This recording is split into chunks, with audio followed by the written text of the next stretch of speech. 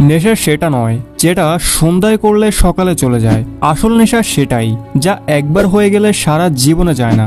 আজ পর্যন্ত তোমরা নিশ্চয়ই অনেক নেশার কথা শুনেছ, যেমন মদের নেশা, ধূমপানের নেশা, সোশ্যাল মিডিয়ার নেশা এবং আরো অনেক, যা জীবনকে ধ্বংস করে দেয়। কিন্তু আজ তোমার জীবন সমৃদ্ধ হতে চলেছে, কারণ আজ আমি তোমাকে এমন একটি নেশা সম্পর্কে বলতে যাচ্ছি যা প্রতিটি মানুষের করা উচিত, সে সফল হোক বা না হোক। সেই নেশা হলো পরিশ্রমের নেশা। যদি তুমি এই নেশা করতে শেখো তাহলে বুঝবে তোমাকে সফল হতে কেউ আটকাতে পারবে না। কিন্তু এই নেশা করা এতটাও সহজ নয়। মানুষ যত প্রকার নেশা করে সেটাতে অভ্যস্ত হয়ে পড়ে, সেটাতে অ্যাডিক্ট হয়ে যায়। কিন্তু এই নেশা কিছুটা আলাদা। এটাতে আমরা অভ্যস্ত হই না, বরং আমরা এটা থেকে দূরে ভেগে যাই। কিন্তু এই ভিডিওটি সম্পূর্ণ দেখার পর তুমি এই নেশায় অভ্যস্ত হয়ে যাবে, আর এই আসক্তি একদিন তোমাকে সফল বানিয়ে দেবে। তাহলে চলো এটাকে গভীরভাবে বোঝার চেষ্টা করি। তো আজকের ভিডিওটিতে আমরা তিনটে জিনিস শিখব। প্রথমে জানবো পরিশ্রমের আসল নেশা আসলে কি, এরপর জানবো পরিশ্রম কত ধরনের হয়, আর তুমি কি ভুল জায়গায় পরিশ্রম করছো নাকি সঠিক জায়গায় করছো। এরপর আসবো ভিডিওর তৃতীয় অংশে, যেখানে রয়েছে 4টি পয়েন্ট। এখানে আমরা কথা বলবো তাদের নিয়ে যারা পরিশ্রম করতে চায় কিন্তু করতে পারে না। সুতরাং এর সমাধান আমরা এই 4টি পয়েন্টে বলতে চলেছি। আর সবশেষে আমি তোমাদের বলবো আমি কিভাবে আমার টাইমকে ম্যানেজ করে পরিশ্রম করি। প্রথমে আসো পরিশ্রমের নেশা আসলে কি। এটাকে আমি যদি সহজ কথায় তোমাদের বুঝিয়ে বলি তাহলে পরিশ্রমের নেশা মানে সীমা ছাড়িয়ে পরিশ্রম করা, অর্থাৎ পাগলের মতো নিজের স্বপ্ন নিয়ে কাজ করা। একেই বলে পরিশ্রমের নেশা। অনেক সময় তুমি নিশ্চয়ই লক্ষ্য করেছো আমাদের চারপাশে এমন কিছু মানুষ আছে যারা শুধুমাত্র তাদের নিজেদের কাজ নিয়ে ব্যস্ত থাকে। তারা দুনিয়ার ফালতু বিষয় নিয়ে মাথা ঘামায় না, তারা শুধুমাত্র তাদের লক্ষ্য পূরণের জন্য উদ্বিগ্ন থাকে। এবং সাধারণ ভাষায় আমরা তাদের বইয়ের পোকা বলি, কিন্তু বাস্তবতা হলো তারা বইয়ের পোকা নয়, বরং তারা আমাদের চেয়ে অনেক বেশি স্মার্ট এবং বুদ্ধিমান হয়। এই সমস্ত লোকের একটি বিশেষত্ব হলো যে তারা শুধুমাত্র সেই জিনিসগুলোতে সময় দেয় যেটা তাদের লক্ষ্য অর্জনের জন্য প্রয়োজনে আসে। তারা সব জায়গায় নাক গলায় না।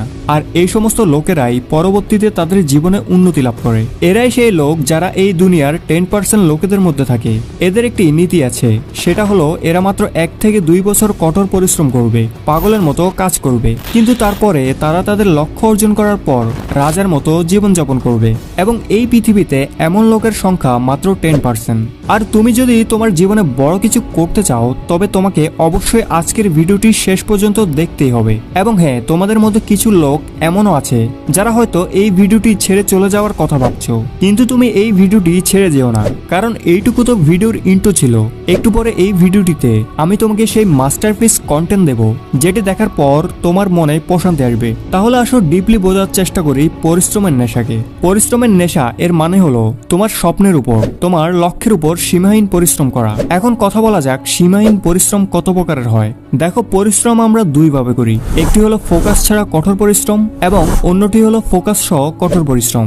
যেটা ফোকাস ছাড়া কঠোর পরিশ্রম সেটাকে সীমাহীন পরিশ্রম অর্থাৎ পাগলের মতো পরিশ্রম বলা যাবে না। সেটাতে পরিশ্রম তো হয়, কিন্তু সেটা হয় গাধার মতো কঠোর পরিশ্রম, যেটার কোনো রেজাল্ট পাওয়া যায় না। আর আজকাল মানুষ এরকম গাধার মতো কঠোর পরিশ্রম করে যাচ্ছে, আর এরপর বলে ভাই আমরা তো কোনো রেজাল্ট পাচ্ছি না। তুমি এজন্যই রেজাল্ট পাচ্ছ না কারণ তুমি সঠিক রাস্তায় পরিশ্রম করছো না। আর চলো এটাকে একটি এক্সাম্পলের মাধ্যমে বোঝার চেষ্টা করি। ইমাজিন করো তোমাকে ঢাকা যেতে হবে, সেটাও আবার পায়ে হেঁটে। তোমার হাতে আর কোনো অপশন নেই পায়ে হেঁটে যাওয়া ছাড়া। আর ঢাকা হলো তোমার বাম সাইডে, কিন্তু তুমি কঠোর পরিশ্রম করে যাচ্ছ ডাইন সাইড দিয়ে। মাইলের পর মাইল হাঁটছো, মাথা থেকে পা পর্যন্ত ঘাম ঝরছে, পায়ের ছাল উঠে গেছে, কিন্তু তুমি হেঁটে যাচ্ছ, কঠোর পরিশ্রম করে যাচ্ছ।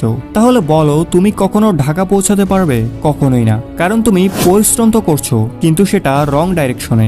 আর এটাই হলো সেই মূল কারণ যেটার জন্য তুমি তোমার গোল কখনো অ্যাচিভই করতে পারছো না। এখন প্রশ্ন হলো আমরা যে পরিশ্রমটা করছি সেটা সঠিক ডাইরেকশনে না রং ডাইরেকশনে আছে, এটা বুঝবো কিভাবে? তাহলে এর জন্য তোমাকে কি করতে হবে? তুমি যেই ফিল্ডে কাজ করো না কেন তোমাকে এটি দেখতে হবে তুমি যে কাজ করছো তাতে তোমার জিনিসগুলো কি সহজ হচ্ছে, সেই ফিল্ডে কি তোমার জন্য কনফিউশন